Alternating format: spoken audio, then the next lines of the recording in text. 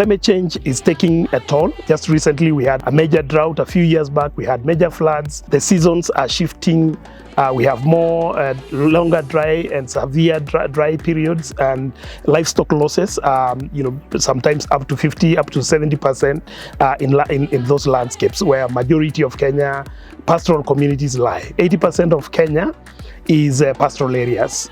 Generally with a low rainfall, quite a bit of seasonality in amount of rainfall that comes, and the pastoralists who live along wildlife are suffering the impacts of climate change with both the death of animals, the emergence of diseases that are killing both livestock and wildlife, and increased competition that is creating conflict between people and wildlife.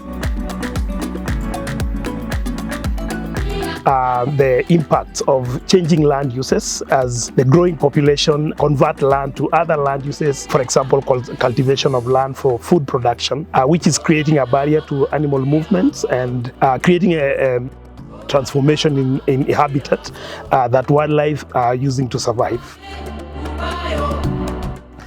In order to address this challenge, we have been, for the last 3 decades, creating a platform that focuses on locally led action using a concept we call the Conservancy. A Conservancy is basically a community institution which enables the community to organize themselves and make decisions to survive better in these varying environments. So the way the Conservancy works is that a legal entity is established and a governance structure around it, and mostly the Conservancy focuses on grazing management, where habitat destruction activities like charcoal burning, unsustainable harvesting of wood and grasses are prevented through a network of rangers.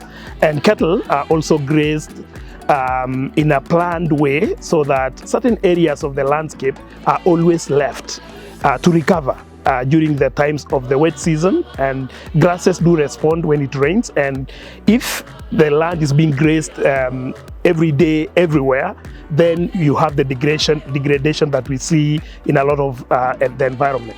So in order to address this, the Conservancies adopt grazing plans to manage the pastures much better, allow more grass to grow, reduce the bare ground, allow trees and herbs to grow, which therefore creates the ability of the land to sequester more carbon. Did you know that livestock and wildlife can actually benefit each other? Many times we think that, or rather we are told that livestock and wildlife are not compatible, but actually there is evidence that well-grazed landscapes are good for wildlife. In addition to that, we know that indeed the droughts will come. And so how will the Conservancy community survive during this time? It is important that they diversify. The way to diversify is to look at what alternatives, land uses and enterprises that are compatible to both the livestock culture and wildlife conservation. One of them happened to be ecotourism. So to do this, the Conservancies now adopt a tourism model directly linked with land conservation, where for every tourism bed, 350 acres in the case of the Mara is conserved. And the tourists who are arriving will pay a conservation fee, and this conservation fee is used about 60 to 70% to pay the leases, create a new income streams that goes directly to the households. The balance, the 30 to 40%, will go to operations of the Conservancy. More recently, the Conservancies are also looking at carbon credit as a new income source. The whole idea is to develop different varied income streams that will go to benefit the communities and to cushion them during these periods of drought, and therefore create a safety net that holds communities above the poverty line. Africa is meeting for the first time in Kenya for the African Climate Summit. A very rare and welcomed opportunity to think differently. National governments and those that have the power to contribute to supporting these efforts need to invest more, especially to support this well-tested model of community-led efforts such as Conservancies.